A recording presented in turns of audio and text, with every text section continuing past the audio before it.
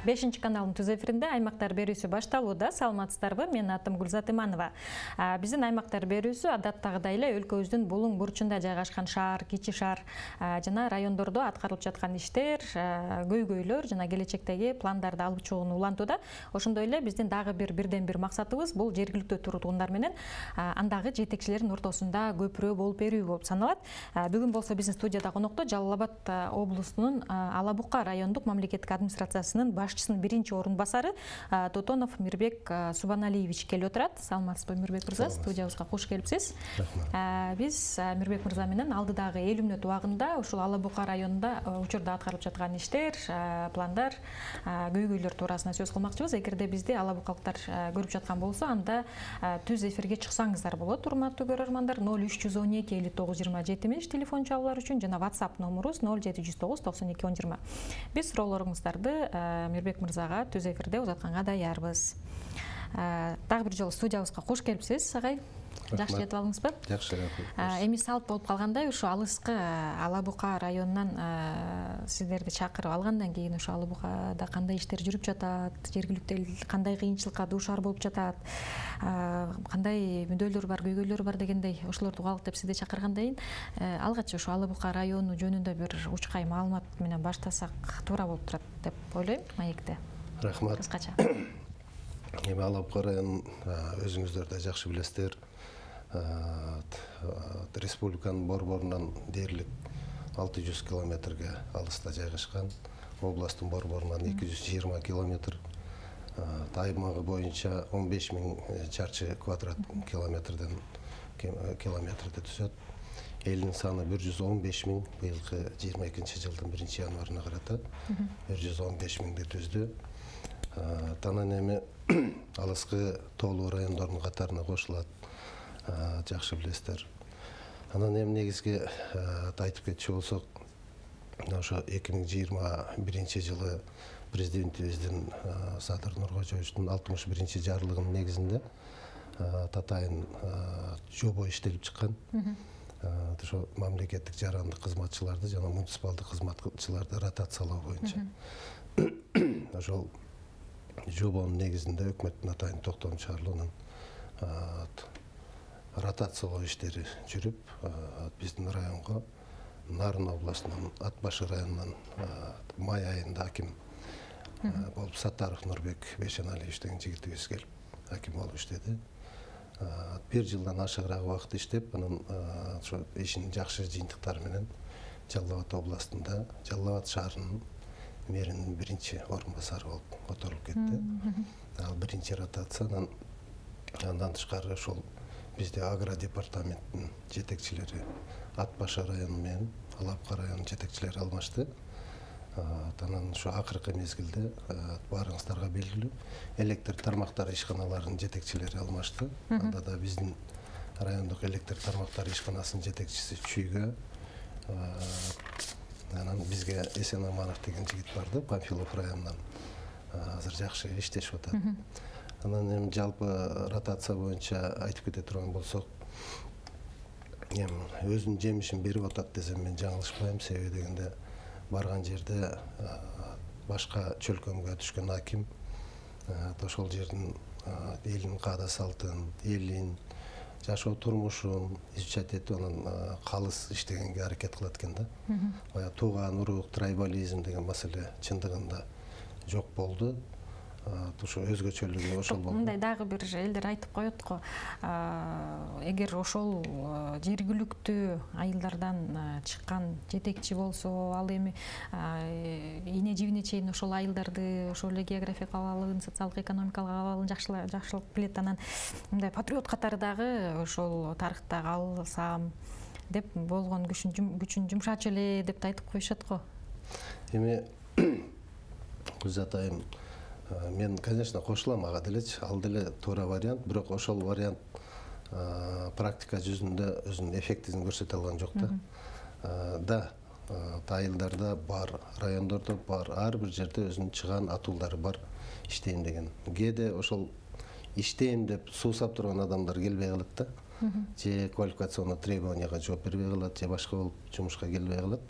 Анан келген адамдардан результат көп деле чыга бербейт да. Егер мен ойлайм, ошол кыргыз элибиз үчүн, кыргыз жерибиз үчүн, мекенибиз үчүн кызмат кылып берем, элиме, жериме кызмат кылам деген адам Кыргызстандын кайсы бурчунда болсо дагы ак кызмат кылып берет депчи.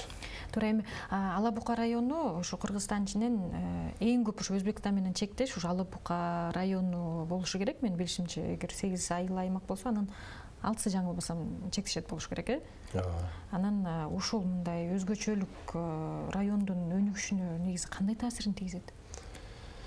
Эми туура айтасыз, райондо 8 айыл өкмөтү бар. Ошонун 6 айыл өкмөтү Өзбекстан менен тыгыз чектешет. Айыл өкмөттөрдүн ичинен жалпы 16 айыл чектешет. Түздөн түз. Ушу прям чегарада жашап аткан үй бүлөлөр, айылдар бар. Анын азыркы күндө 6сы статусту алган, чегарага жакын жайгашкан айыл деген статусту алып, калган 9-у дагы ушу пока ушу комиссия иштеп атат. Калган 9 айылга дагы статус берүү маселеси каралып атат да. Анан жалпы 202 километр чектеш аймак. Ошонун эми өзүңүздөр жакшы билесиздер, буга чейин бир топ чыр болуп келди, өлүмдөр болду, ок атышуулар болду, майып болгондор бар арабызда. Ушу бүгүнкү күндө дагы малыбыз өтүп кетет, баягы жайып жүрүп белгисиз да. Баягы жаш балдарды малды кайтартып коюшат, алар чегараңыз менен иши жок. Жайып өтүп кетишет, тияка тартып коет малдын баарынан. Эки мамлекеттин ошол жакынкы райондору менен Касансай, Чуст, Жаңы Коргон деген 3 району биз менен чектеш. Ошонун акимдери менен түздөн түз сүйлөшүп, көп маселелерди мындай чечип келет. Өзгөчө статус жөнүндө дагы бир кененсизден жооп уксак деп турат элем, бирок түз эфирге телефон чалып келип калган экен. Бирок мырза, жообуңузду ошол түз эфирден көрөрмандын суроосунан кийин укпайлыбы? Алло, саламатсызбы? Алло, саламатсызбы? Кутмандуу кечиңиз менен, урматтуу көрөрман, саламатсызбы? Түз эфирдесиз. Алло. Саламатсызбы? Саламатчылык, угуп жатабыз сизди. Кутмандуу кечиңиз менен. Ассаламу алейкум. Түз эфирдесиз, урматтуу көрөрман, сурооңузду бере бериңиз. Сиз деле Ала Бука районуна караштуубуз. Байыстын айылында ротация боюнча Байыстын айылында Ала Бука районунда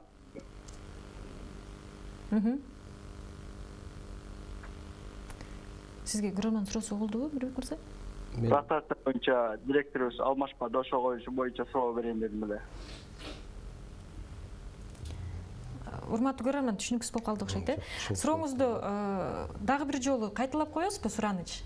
Үнүңүз үзүлүп, толугу менен уга албай калдык. Алло. Директорлар ротация болуш керек эле. Биздин эски директорубуз калды. Ошон үчүн ротация болбоду деген сунуштамын. Эмнеге сунуш? Бир мектептин директору деп жакшы угулбай калды. Мектептин директору ротация болуш керек эле, болбой калды деген суроону берип атат.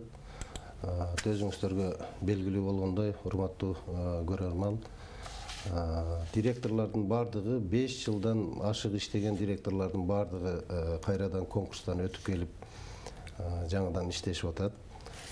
Мурунку иштеген директорлордун бардыгы эле иштеп атат дегенден алысмын. Көпчүлүгү пенсионный возрастка келгендер пенсияга чыкты. Анан конкурстан өтпөй калгандары естественно дайындалган жок.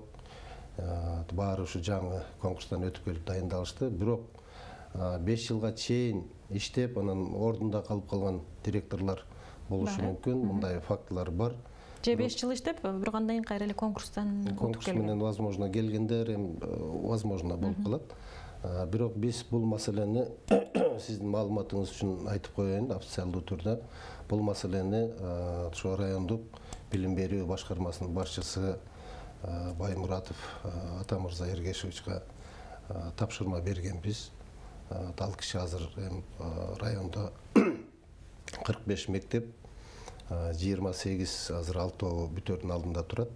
34 бала бакчалар бар да, ошолордун баардыгынын жетекчилерин алмаштырасыз деп тапшырманы койгонбуз. Жакынкы айылдар менен, жакынкы садик болсо, жакынкы айылдын садиктери менен мектептерде ошондой эле кылып баарын ротациялап, бир жаңыча иш алып барыңыз деп.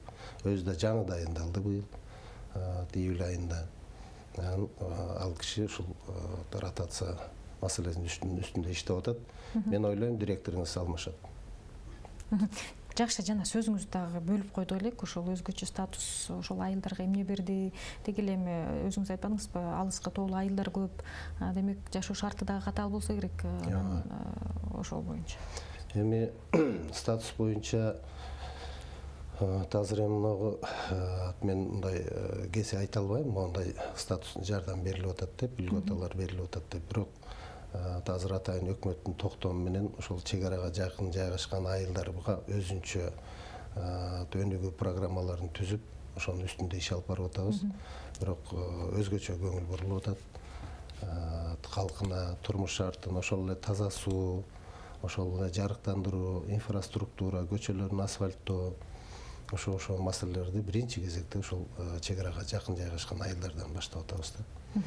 Жакшы, WhatsApp номурунан бир суроо келген экен. Саламатсыздарбы дейт. Кыргыз-өзбек чек арасындагы логистикалык борбор быйылкы жылы ишке киреби, 22-нчи жылы иштеп баштайт деп уктук эле дейт.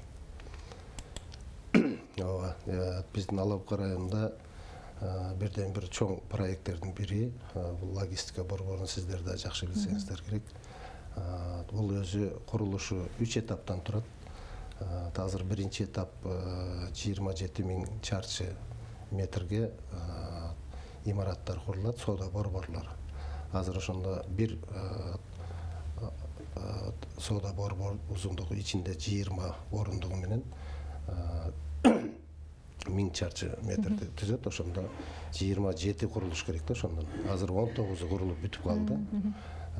Анан ушул биринчи этап 2023 жылдын март айына чейин уланат. Мөөнөтү ошондой. Ошого жанагы 27 соода борборду бүтүрүп, анан ошонун ичинде экинчи этап башталат. Экинчи этапта биринчи этапта ошо мартка чейин соода точкалары бүтөт и ошолорго керектүү складдар, кампалар. Логистикалык борбор дегенде мааниси ошол прям чек арада болуп атат. Максатыбыз ошо эки мамлекеттин ортосунда бир перевалочный база куруп, ошол жерге тиешелүү продуктыларды ар жактан алып келип, оптом алып келип сактап, анан Кыргызстандын ичине киргизип, же Кыргызстан биздин товарларды алып барып, ал жерден сактап, анан мөөнөтү убактысы келгенде коңшу мамлекеттерге киргизүү. Ошол биринчи этаптын аягында ушул жумуштар бүтөт. Бул 2023 мартка чейин. Андан кийин мал базар, чөп, башка ушу тиешелүү малга тиешелүү өсүмдүктөрдүн жана башкалардын базары ачылат. Ошол эле логистика борборунун аймагында. Анан ошондо күнүнө анан өткөрмө пункт ачылат. Өткөрмө пункт курулуп, азыр эми ар кайсы жерде чек ара такталбаган жерлерде малдар өтүп атпайбы. Анан ошол өткөрмө пункт бүткөндө программа боюнча күнүнө 600 малды өткөргөнгө мүмкүнчүлүк түзөт да. Ал бирдиктүү терезе аркылуу ар бир малдын идентификационный номерине жараша ошо кимден алынган базадан чыгарып, анан жакшынакай кылып ошо тиешелүү акчалары мамлекеттик бюджетке түшө турган. Демек, ушунун баары кийинки жылы бүткөрүлөт. Ооба, ушунун баары кийинки жылга пландаштырылды. Ошол 2-3 этабында. Жакшы, бизде телефон чалуу келип калган экен. Мирбек мырза, кабыл алып койсок. Алло, саламатсызбы? Саламатчылык. Угуп жатабыз сизди. Мен Алабука районунан Аккоргон айылынан сүйлөп атам да. Биздин Аккоргон айылындагы больницаны жак куруп беребиз деген да. Шуну быйыл энди куруп берер бекен, бербейт бекен, качан куруп берилет буну? Биздин айылыбыздагы жаштар энди мындай болуп кемпирлер барып жатыш керек. Ооруп барсаң жай жетишпейт дейт. Ошондук үчүн мен сиздерден суранышым, şu bir больницаны оңдоп, чоңойтуп берип, мына дуктуларыбыз абдан жакшы болгон себебинен энди ошондук үчүн дуктуларыбыз мына жетишпейт. Олорду алып келип, мына скорый менен барышка дагы болбойт. ушуларды мындай карап берсеңер дейм да. Мындай кандай болот, быйыл кандай ошо ана больница курулат дей берет. Больницанын опушун курулганын биз билбейбиз. Энди быйыл кандай болот? Быйылкы жылы энди ошо больницаны мындай каралбайбы же жыл өтүп кете береби? Жакшы, урматтуу көрөрман, сурооңуз түшүнүктүү болду. Чоң рахмат сизге. Бул ошо Аккооргон айылындагы участкалык больница. Мунун акыбалы чындыгында өтө оор акыбалга келип калыптыр. Муну капиталдык ремонтко берели десек, МЧСтин заключениясы корутундусу бар экен. Авариялык абалда деген. Ошондон кийин 2023 жылга буюрса титулдук листке киргизүү боюнча сунуштарыбызды бердик. Азыр Минздрав боюнча, Саламаттык сактоо министрлиги боюнча ошол тармакка сунуштап, андан ары өкмөткө киргизүү боюнча жумуштар кетип атат. Андан тышкары дагы мектептерибиз бар, айрым жаңыдан сала турган мектептерибиз бар. Ошолордун баарын комплектовать этип, азыр тиешелүү сунуштарды бергенбиз да. Буюрса ошо 2023-кө Аккооргондун ошол больницасы, участкалык больницаны киргизебиз деген ойдобуз. Негизи жалпысынан райондо ушул гана мекеме авариялык абалдабы? Анткени биздин байкагыбызга караганда башка аймактарда ошол социалдык тармактагы мекемелердин абалы жакшы экен. Болгону кызматкерлер жетишпейт деген көйгөйдү байкадык да. Сиздердин райондо абал кандай? Бизде да бул 6 айдын жыйынтыгы менен алганда саламаттык сактоо тармагында дагы, билим берүү тармагында дагы кадрлардын жетишсиздиги бар болчу да. Анан азыр эми биз ошондой тыянакка келип отурабыз. Мага Россиядагы абал ошол таасир этти. Азыр бизде мугалимдерден же саламаттык сактоо кызматкерлеринен мындай жетишсиздик жок. Анын үстүнө айлыктын көтөрүлгөнү дагы ошого себеп болуп калдыбы деп ошондой ойлоп атабыз да. А так жок, буюрса. Оорукана демекчи, WhatsApp номуруна бир суроо келген экен, бирimiz 2 суроо экен. Саламатсыздарбы дейт, райондун аймагындагы больницага оорулуу адамды 3-чү кабатка көтөрүп чыгуу көйгөйү жаралып жатат. Ошондуктан больницага лифт коюп берсе болбойбу дейт. Дагы бир көрмөн жазган экен, Ала Букага больница кырдаалын чечсеңиздер сураныч дейт.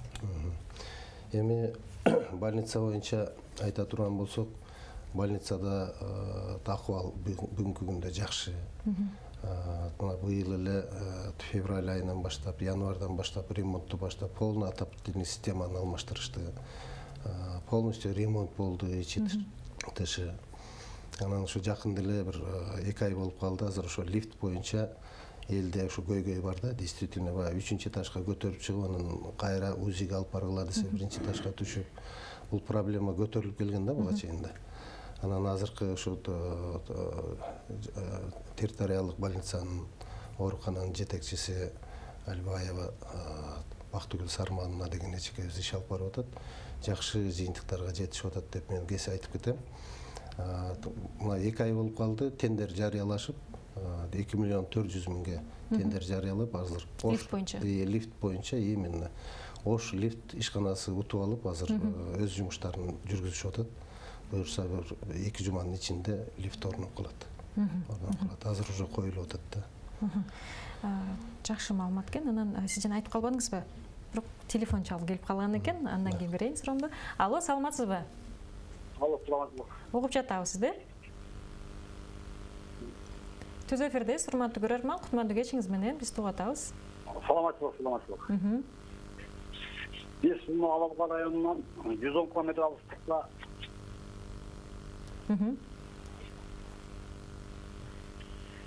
Сүйлөй бериңиз, урматтуу көрөрман. Көкташ деген айылда жашайбыз да, Көкташ деген айылда. Кайсыл айыл дедиңиз? Көкташ. Бар Өзбекстан менен чектеш айыл. Азыр мына чегара маселеси чечилип аткан болуш керек. Мен айта турган суроом могу да.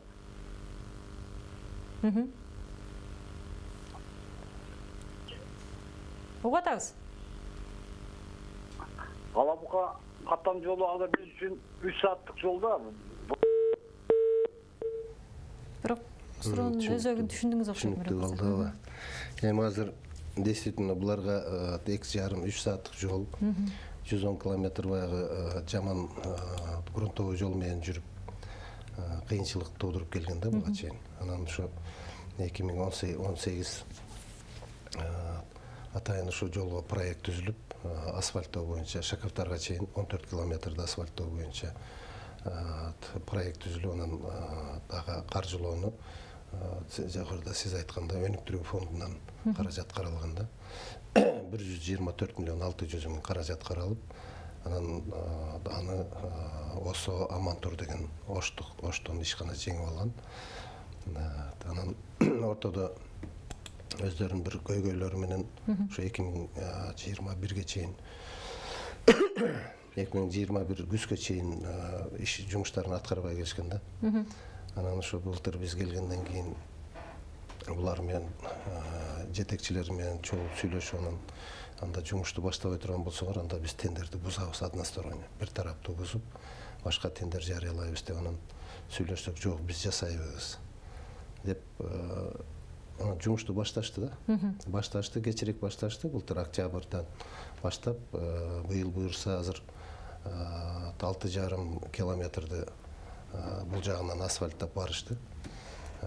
Анан ар жактан Шекептар жактан 3,5 километрди бүгүн басып, ошо 3 километр басылып, дагы 500 метр дагы басылат. 3,5 километр ал жактан басып келип, анан ортодо сел кеткен жерлерде көпүрөлөрдү оңдош керек да. Ал көпүрөлөргө жана трубаларын таштап, быйылкы жылга ошол жумуштар аткарылды. Негизинен бир 80-90% бүтүп калды десем туура эле болот да. Анан келерге жакын эле булар менен байланышып сүйлөштүк. Жетекчиси Мелис деген жигит айтты, буюрса декабрга чейин полный ушу жасай турган жерлерин жасап, анан жана көпүрөлөрдү дайындап коебуз деди быйылкы жылы. Себеби баягы суук түшүп калгандан кийин асфальт базууга бир жагы болбой калат. Экинчи жагы баягы суу өткөн жерлер асфальттап койсок эртең жайында кайра чөгүп, ондан бузулуп кетиши мүмкүн дейт да. Ошого биз кышкыга даярдап коебуз, баягы жол тапталып. Бул Ортокбел автожол жөнүндө сөз. Ортокбел, ооба. Ортокбел. Именно ошо проблемный участок Ортокбел да. Анан ар жагы майдан ары Кошболотко чейин асфальт, Кошболоттон ары фирмалардын эсебинен асфальтталып, азыр Көкташтын өзүнүн проектиси бар, Көкташтан бери асфальтталат. Жаңы жол салынып атат, буюрса. Ошону менен асфальтталат. Эң көйгөйлүү участок ушу Ортокбел участкасы, буюрса быйыл бүтө турган жерлер жана көпүрөлөрдү аны жазда ушу жаз эрте асфальттайбыз дейт, ошону менен толук бүтөт да. Азыр где-то 85-90% бүттү. Бул көйгөйлүү маселе экени бул WhatsAppка келген суроолордон дагы байкалып турат, анткени ушул автожол боюнча бир нече көрөрман кайрылган экен да. Жакшы, Мирбек мырза, жана мен суроо берейин деп жатмын эле, сиз айтып калбадыңызбы, ошол акыркы жылдары жана саламаттык сактоо тармагында ошол эле мугалимдердин жетишсиздиги дагы азыр бизде байкалбай калды депчи. Анан негизи эле ушул канчалык мындай алыскы райондордо, канчалык район алыскы болсо ошого жараша мындай миграциянын көрсөткүчү көбүрөөк экени байкалат да. Бул силер жакта деле ошондой болсо керек. Анан ушу миграциянын көрсөткүчү сиздерде кандай деп суроом келип жатат да. Негизи эле эл эмне менен алектенет? Жумуштун көрсөткүчү. Элибиз биздин райондо эки ири кен казуучу компания бар. Бири Бозумчак Минералс деген компания, ал ошол Көксерек, Көкташ эки айыл өкмөтүнүн территориясында жакын жайгашкан. Көпчүлүгү Көкташтын территориясында. Ал эми Иштенбердиде Full Gold Mining деген фирмабыз бар. Ал дагы ошо Чаткалдын Терексайдан өтүп Чаткалга кетип аткан жолдо 75-километрде. Анан элдин көпчүлүгү дээрлик бир 70%-тан ашыгыраак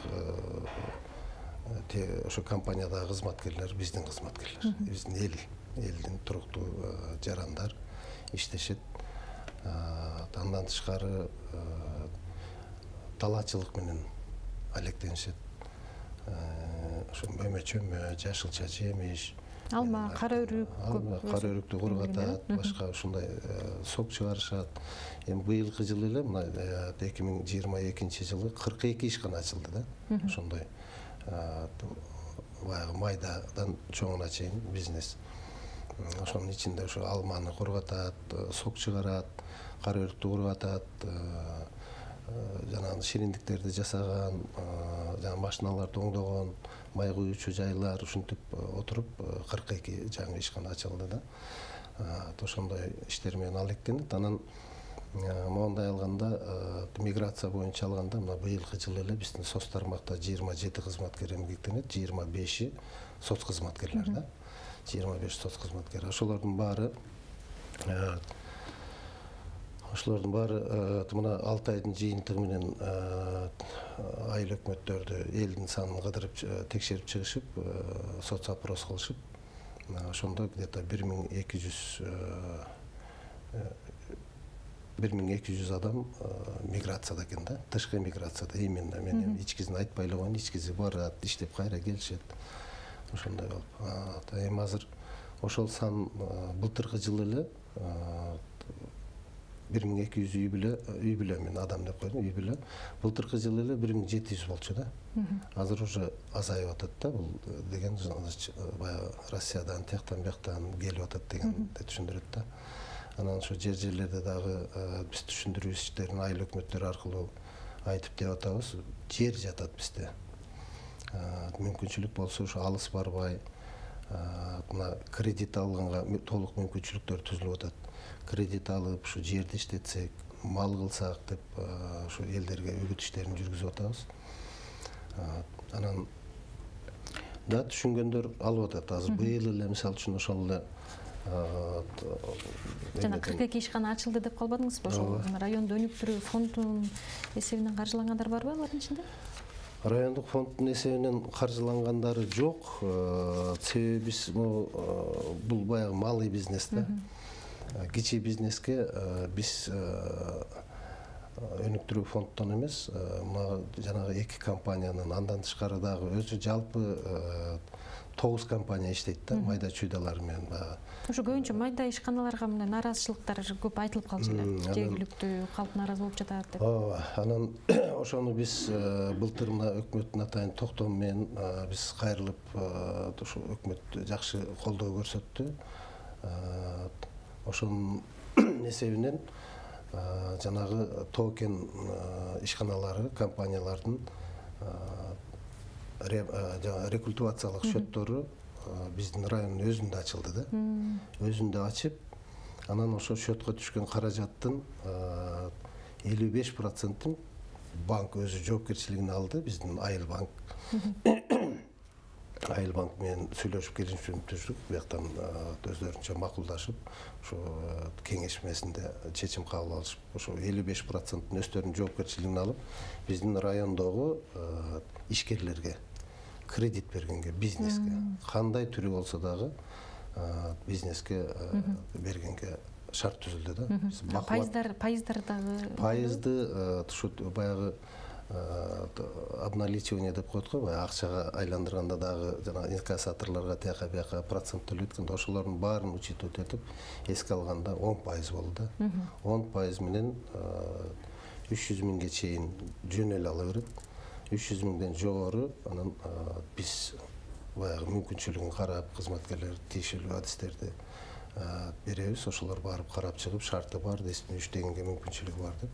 Азыр мына бүгүнкү күндө 5 миллиондон 10 миллионго чейин 2 фермер кредит алышып, ошо Сименталь деген асыл тукум багытындагы уйларды алып барышты, сүт багытында. Бирөө 45ти алды, бирөө 62-ни алып барышып азыр багышып сүт багытында. Сүт багытында биз көңүл бурганыбыздын негизги себеби райондо мына быйыл жазга маал ачтык. Май айында сүт завод, атайын чоң сүт завод Үмүт-Ико ишканасынын жардамы менен чоң сүт завод ачтык. Күнүнө 100 тонна сүттү кайра иштете турганчы мүмкүнчүлүгү менен. Ошого анан жерлерде ушу фермерлерди үгүттөдүк. Мындай алып келгенде биз кыдырып карап көрдүк да. Анан бир акыл деген жигитибиз бар экен. 2 иниси менен, семейный бала чакасы менен аяк бияга бир 20дай адам. Ушу 47 уй торпоктун артынан жүрүшөт экен да. 47 экен, эми саны көп экен. Анан айттык, күнүнө канча сүт тапшырасың десек, 20 литр сүт тапшырам дейт. Эми убаракерчиликти кара. Анан кийин семинар өткөзүп келип, анан бүт түшүндүрүп айтып берсек, жөнүндө жүргөн экенбиз. Мен 47-ни сатып, ушундай уйлардан алышым керек экен депчи. Эми мунун негизги максаты ошо элди жумуш менен камсыз кылуу да. Камсыз кылуу. Биз ушундай жыйынтыкка келдик. Даже үйдө отурган апалар, үйдө саган апалар күнүнө саганына акчаны нак алып турат. Азыр ошол жерлерден ар бир айылдан көчөдөн сүт ташуучуларды дайындап коюшкан. Өздөрүнүн машинасы менен бочкаларды коюп берет. Сүттү жыйнап, акчасын санап берип, на месте 30 сомдон, 35 сомдон ташып алып келгендердики кичине дороже, кымбатыраак алып келип тапшырса, үйүнөн алгандардыкы 35 сомго чейин. Ошентип алып жакшы болуп атат элде мындай. Бизде дагы бир телефон чалуу бар экен, Мирбек мырза. Алло, саламатсызбы? Саламатсызбы, урматтуу көрөрман? Түз эфирдесиз, угуп жатабыз биз сизди, урматтуу көрөрман. Ассаламу алейкум. Тилекке каршы байланыш үзүлүп калды. Урматтуу көрөрман бизди угуп жатса, WhatsAppка да жазса болот, 0709 92 1020. Ушул WhatsApp номуруна келген суроолордон окуп берсем, саламатсыздарбы дейт. Лабука району Көкташ айылы номер 22 Жумабаев мектебинин алдында балдар жатаканасы бар дейт. Ошол жатаканада Көкташ айылынын 12 километр алыстыктагы Чоңсай айылынын 42 окуучусу жатып окуйт. Алардын ар бирине күнүмдүк тамагына мамлекет тарабынан болгон 60 сомдон чегерилген. Ушуну көбөйтүп берүүнүн мүмкүнчүлүгү барбы? Бул акча өтө аздык кылат экен дейт. Эми муну сиздер да жакшы билесиздер, баягы шашке чайга гана мамлекет каражат берет да. Анан азыр жатак мектеп экен, ооба, жатак мектеп. Анан мына райондогу ошо жогоруда айттым го, 45 мектептин 27си ата-энелердин өздөрүнүн инициативасы менен кошумча каражат топтолуп ысык тамак ичет да. Анан 18и ошо шашке чай менен. Анан бул маселени ошо жогоруда айткандай ата-энелердин бир макулдашып, кичине бир кошумчасы менен көп айылдарда, көп мектептерде ошентип ата-энелер комитети өздөрү чечип атат да, өздөрүнүн балдары үчүн. Муну баягыдай биз азыр мына быйылкы жылда 20 жылдан баштап мына кече Алтайдын коллегиясында дагы мугалимдердин баарын чакырып, кечеги август кеңешмесинде дагы баарын эскертип айттык. Акча чогултуу деген маселени токтоткула. Ата-эненин чөнтөгүн карабашыбыз керек. Андан көрө мектептин айлана тегине кара өрүк эккиле, алма эккиле, ошону тапшырсаңар, бизге дейт ушу самынга, пол жууганга, тряпкаланга, анан тияк бияк тиги буларга эле жумшайбыз дейт. Анда вообще ата-эненин колун карабашыбыз керек. Ай ошол мына Навай деген мектебибиз бар. Айланасы бүт кара өрүк, алмасы да бар. Анан ошону кече жазгам алып барсак, кече августта, сентябрда барсак, кара өрүктү мугалимдер жыйнашып атат. Өздөрү келип жыйнап ящикке салып. Канчадан десек, 18 сомдон алабыз деди, биз терип негизи өкмөттүн бюджетинен ушу мектептердин жылдык ремонтуна акча бөлүнөбү? Бөлүнөт. Эми мындай болуп калды да. Азыраак санда болсо да бөлүнөт да. Анан ошого дагы алымсынбай, эми түшүнүп атасыз да, кичине система башкачараак болуп калды да биздики. Ошо балдардын билимине көңүл бурбай эле чөнтөгүн карап калдык да. Көпчүлүк мезгилде мени уккан ата-энелер, мугалимдер капа болбойт болуш керек. Эми баары деп айта албайм. Бирок арасында бар, ошолор кичине бир көз сыйпап ушундай кылып койду да. Бизде дагы бир көрөрман эфирге келген экен. Алло, саламатсызбы? Алло, ассаламу алейкум. Угуп жатабыз сизди. Биз 1-майдан чалып атат элек. Биз 1-майдан чалып атат элек. Ооба, угуп атабыз. Могу чаткал, алабука, кербен бардыгынын машиненин документтерин бир районго тыгып койгондо, ошону колдон кезде алабукадан кылсак болбойбу? Себеби билесиздер, майдан, Көкташтан бүт документке барабыз эле, кербенге пробка болуп калабыз да. Ошону. Жакшы, сурооңуз түшүнүктүү болду. Чоң рахмат сизге. Эми бул маселе, урматтуу телекөрүүчү, мына август айында өкмөттөн Бакыт Эргеш баш болуп, генеральный прокурор, МВДнын жетекчиси баары барып баягы кыдырып келбедиби? региондордо. Ошондо Алабука районунда жолугушуу болгондо дагы бул маселе айтылган. Анан бул протоколдук тапшырма менен бизге көзөмөлүбүздө бул боюнча биз областтык ички иштер башкармалыгына да кайрылдык, техникалык инспекция бар, аларга да кайрылдык, атайын кат менен кайрылып, алар айтып атат, ошол аксы, именно аксы Алабука, Чаткал райондорун тейлейт деп, ошол аксы районуна ачылган деп ошондой жооп беришти да. Анан биз аксы районундагы ошол тейлөөчү ишкананы Алабука районуна жылдырып кое албайбыз, себеби элде дагы наразычылык болушу мүмкүн дегендей. Анан көп деле мындай ошон бул маселени жылдырганга азырынча мүмкүн эмес экендигин билдик. Бирок дагы коюп келатабыз, может келечекте чечип калышыбыз мүмкүн. Ошонун бир филиалын ачканга аракет кылайлы деген ойлор бар. Буюрса чечкенге аракет кылабыз. WhatsApp номерунда абдан көп суроолор келип жатат. Мирбек мырза, ошолордун окуп беренге аракет кылсам, сиз айтып жаткан 10% кредитти кайсыл банктан алсак болот дейт. Эми кредиттер боюнча турас сөз болуп калды, урматтуу көрөрман. Жалпы эле айтып кетейин, мына быйылкы жылы район боюнча Айыл банк жана РСК банктары, бул мамлекеттик банктар, ошондо ФСК 10 деп коет, кредиттөө 10 деген программа менен. Биз кайрылсак 17% деп айтышты го дейт. Жок, 17% ал коммерциялык банктарга кайрылып алган болушуңуз мүмкүн. Бизде 10%дан ашык болбойт. Азыр мен түшүндүрүп айтып өтөйүн. Ошондо мал чарбасына, талаачылыкка, кайра иштетүүгө берилген. Бул кредиттер жалпы 172 адамга берилди. 83 миллион 560 миң. Анан жалпы кластер боюнча, кластер бул ошол тоже кредиттик багыт. Бул боюнча дагы 53 адамга 30 миллион 196 миң сом каражат берилди быйылкы жылы. Анан жана мен жогоруда айткан Бакубат деген кредиттик багытыбыз бар. Ал 10% менен мына быйылкы жылы 113 адамга 57 миллион 230 миң сом бөлүнүп берилди да. Ачык айкындык барбы, бул жерде коррупция жокпу деген суроо келип жатат да. Мисалы Айыл банктын жеңилдетилген насыясын алсаң, ал жерде жана электрондук тизме бар го. Өзүң көрүп турсаң болот.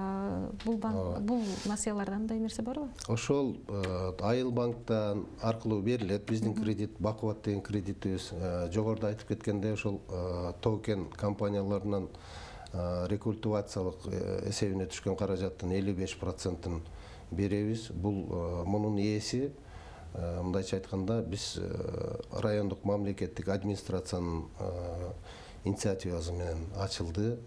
Мына мен жогоруда айтып кеттим, өкмөтүбүз аябай колдоп берип, азыр ушу аябай жардам берип атат да, мондай маалы биз.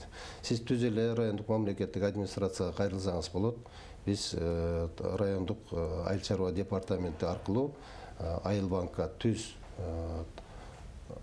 арыз жазып кайрыласыз. Алар дагы ошондой эле электрондук счет эсепке алат. Аерде коррупция же болбосо бирөөнүн мындай бирөөгө бербей, бирөөгө берет деген маселе жок да. Мен кез айтам, андай маселе жок. Себеби азыркы күндө 57 миллион тараң бердик. Бизде өзү быйылкы жылга 80 миллион каражатыбыз бар. Азыр бүгүнкү күндө дагы где-то бир бул жылдын аягына чейин демек, жылдын аягына чейин дагы алып калсаңыз жетишет. Дагы бир 30 миллиондой каражатыбыз бар. Келип кайрылсаңыз болот. Жакшы. Дагы бир көрөрман жазып жатат, саламатсыздарбы дейт. Мен Баймак айылынан болом. Бизде таза суу жок. Таза суу бар, бирок чыкпайт дейт. Кайсы Баймак дейт. Эми Баймак айылында чындыгында таза суу курулган экен, кичине бир проектиден ашып кеткен экен. Бирок бул маселени биз жакынкы аралыкта жөнгө салабыз деп ойлойм. Андан тышкары Баймакта мына дарыядагы агып аткан суудан ташып ичишет да көбү. Анан бул маселени айыл өкмөттүн жетекчисине да айттык. Айылдык кеңештин төрагасы Эмилбекке да кече бир 2-3 күн мурда эле сүйлөшүп айттык. Давайте бир проекттер даярдап келгиле. Эки жерден бир таза артезиан суун чыгаралы, скважина касып эле. Себеби аккан сууда өзү болбойт экен да, балдарга ичкенине дегеле адамдын ичкенине ал чаң отурат, башка болот. Анан биз мына мен ошо санэпидстанциянын борбордун жетекчисин чакырып сүйлөшүп кызыгып көрдүм да, эмне бар экен составында, может компаниялар иштеп атат, уулуу заттар барбы составында, эмне бар экен десем, ошол андай деле бир баягы компаниялар иштетип жуугандагы уулуу заттар жок деди составында. Бул биринчи лабораториядан биринчи өзүбүз өткөзөбүз дейт, анан оштон лабораториядан өткөрүп келебиз дейт. А так мындай суу жаш балдардын организмине түз ичкенге болбойт дейт да. Жок эле дегенде фильтрациядан. Район боюнча алганда канча пайыз калк ушу таза суу менен камсыз болгон? Район боюнча где-то 78%га барып калды. 80%га быйыл мына ошол эле Өрүктү айылында кирди, ошо Балтагулов, Кашкалакта кирди. Теңги айылында бизде Көксеректе дагы проект кирген, бирок где-то 5% тегерегинде аткарылып, азыр ушу бул республикалык бюджеттен кичине себептер менен каражат токтоп турат. Бирок бул маселени областка коюп, областтан президенттин өкүлү дагы ошондой бизге окшогон бир 4-5 проект бар экен, ошону менен министрлер кабинетине кайрылганбыз. Буюрса жакын аралыкта чечилип калат деп ойлойбуз. Анан Алабука айылында, райондун борбору Алабука айылында ошол таза суу программасы быйылкы жылы декабрга буюрса бүтөт деп турабыз.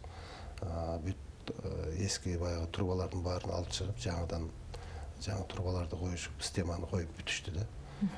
Жакшы, дагы бир суроо көрөрмандар бул ушул дыйкандарды колдоо боюнча сурап жатат. Күздүк айдап себүүгө жогорку сорттогу өрөөндөр райондо барбы? Бар болсо кантип алсак болот дейт.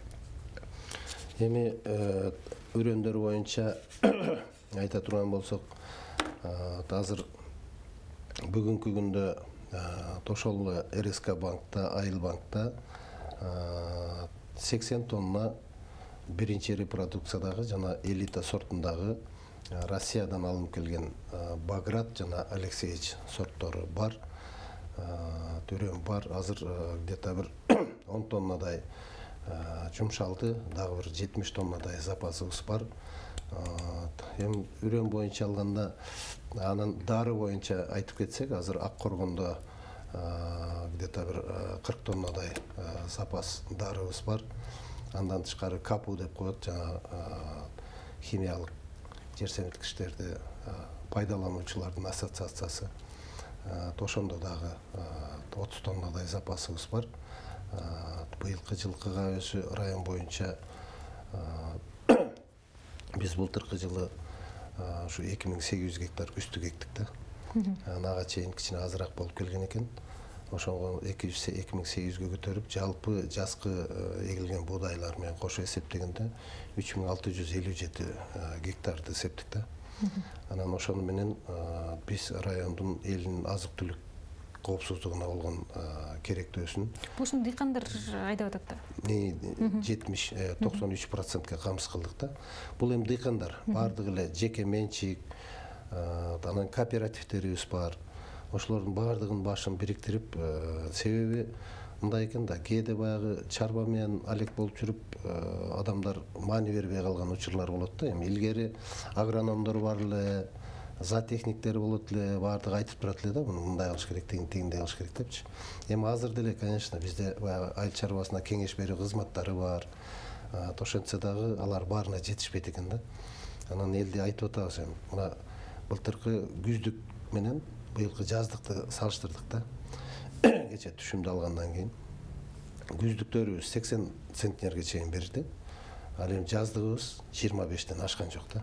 Эң жакшы болгону 25 центнерден берди. Анан эми мындай салыштырганда жөн эле убакытты, каражатты текке жумшабайлы деп анан ушу эл менен сүйлөшүп, быйылкы жылы 3600 гектарды азыр структураны бердик. Ушуну себип алсак, анан анча-мынча бир 100 гектар, 200 гектардын тегерегинде жаздык болот. Ошону менен биз кийинки жылкыга райондун элин толук азык-түлүк коопсуздугун камсыз кылабыз деп пландаштырып атабыз. Быйылкы жылы ошо дыйкандарды колдоо максатында ошол ирригацияга ири суммадагы 1 миллиард сом бөлүнбөдү беле? Анан ошол дагы мындай канчалык натыйжасын берди, ошол акчанын канча суммасы сиздердин районго барып, анын натыйжасында канча каналдарды оңдоп алдыңыздар? Да, быйылкы жылы өзү негизи республика боюнча ушул мына кредиттөөнүн өзүнө 26 миллиард каражат жумшалды да. Министрлер кабинети, Айыл чарба министрлиги аркылуу ушул мына 2 банк аркылуу ушундай кредиттөөнү жүргүздү. Бул аябай жакшы колдоо болду. Андан тышкары өзүңүз айткандай ушул каналдарды реабилитация кылууга техникалар дегенмекчи биздин райондо көпчүлүк баягы талааларыбыз насостук станциялар менен сугарылат да. Ошол эле 1 май, ошол эле Ак Коргон айыл өкмөттөрү насостук станциялар менен суу ичет талаалар. Анан ошол насостор эскирип, сезондо улам бузулуп, улам барып запчасын таап келе анан деп көп сырык болуп, ушундай моменттер өтө көп болчу да. Ошо былтыр биз жаңы эле жумушка келип анан ушул хозяйство менен таанышып жүрсөм, Ак Коргондо ошол насосный станцияда, негизги насосный станцияда бир барсам бирөөндө свет өчүп калыптыр. Шарылдап суу андан эле Өзбекстанга куюп кирип кетип атат. Өзүбүздө суу жетпей кургап атат. Анан рейстин начальнигин чакырып, аны менен сүйлөшүп, маселени чечтик. Андан ары бир жерине барсак, насос бузулуп калыптыр. Суу кетип атат шырылдап. Ошол көйгөйлөр өтө көп болуп келген да. Анан быйыл ошол мына Ак Коргондо 2 насосный станциянын агрегаттарын алмаштырганга жетиштик. И май айыл өкмөтүндө тоже насостук Чуст деген станциясы бар. Аерде 7-8 насос бар. Турат. 4-5 бригад деген участкалары бар. Анда дагы ошо 5 бригадда көбүрөөк жерди сугарат. Насостор эскилиги жетип калган. Аларды жаңыртканга жетишилди да. Негизги насостор жаңыртылды. Анан жанында кошумча дагы резервде турган насосторду дагы быйылкы жылга буюрса жаңыртабыз деп атабыз. Ошол маселелерди чечип алсак көп көйгөйлөр. Анан 7,5 километр ушул суу чарба башкармалыгынын балансында каналдар бар. Каналдар толук тазаланып бүттү. Анан эми азыр бир чоң көйгөйүбүз бар. Бизде баягы СПА деп коет. Суу пайдалануучулар ассоциациялары түзүлүп, ошол 2015 жылдан бери иштеп келишет экен. Анан буларда эми жоопкерчилик жок экен да. Мен каналды ремонт кылышым керек, же болбосо ичишим керек деген. Жок, ошол элге. Ошол эле малда 50 тыйындан алып анан 1 сомдон дыйкандарга өткөрчү эле кандай? Ошо. Эми баягы өздөрүнүн булар мындай да, булардын өзүнүн закон жакшы. Закон жакшы иштеп чыккан. Булар ошол эле акционердик коомдор бар го. Ошондой болуп иш алып барыш керек болчу да. Биригип алып, эл бу жерде жоопкерчилик элде болуш керек экен да. Эл талап кылып туруш керек экен. Кана ревкомиссияны эмне жумуш, ким каяка кетип атат каражаттар деп талап кылып турса, алар ошо элди чогуртуп, жыйындарды өткөрүп, отчет берип, элге зависимый болсо, анан иш кетмек экен да. В данном случае биздин учурда эл алар менен иши жок да. Булар ошондой бир как будто баягы монополист болуп калган, суунун кожоюну болуп, анан ар жактан каалагандай иш кылышып. Ошол ишканалардын ишмердүүлүгү. Анан эми азыр ошол федерацияны биз өзүбүзчө азыр өкмөт уруксат берди, элдин макулдугу болсо федерациянын СПАларды жоюп өткөргөнгө мүмкүнчүлүк бар. Эл өзү макулдугун берип. Жакшы, Мирбек мырза, тилекке каршы билинбей эле бизге бөлүнгөн убакыт дагы аягына келип калган экен. Дагы WhatsAppка ошол жергиликтүү тургундардан көптөгөн суроолор келди эле, бирок тилекке каршы убакыт жетпей калды. Эгер уруксат берсеңиз, ошол эфирден сырткары суроолор берип койсок, жооп берет деген үмүттөбүз. Анда эмесе атайын убактыңызды бөлүп биздин студиябызга келип кызыктуу маек куруп бергениңизге ыраазычылык билдиребиз. Ишиңизге келик. Ала Бука районунда болсо өнүгүү каалап кетелик. Бул аймактар берүүсү болду. Бүгүн биздин студияда конокто Жалал Абад облусундагы Ала Бука райондук мамлекеттик администрациясынын башчысынын биринчи орун басары Тотонов Мирбек Субаналиевич келди. Программаны мен Гүлзат Иманова алып бардым. Биздин кийинки берүүлөрүбүзгө чейин саламатта калыңыздар.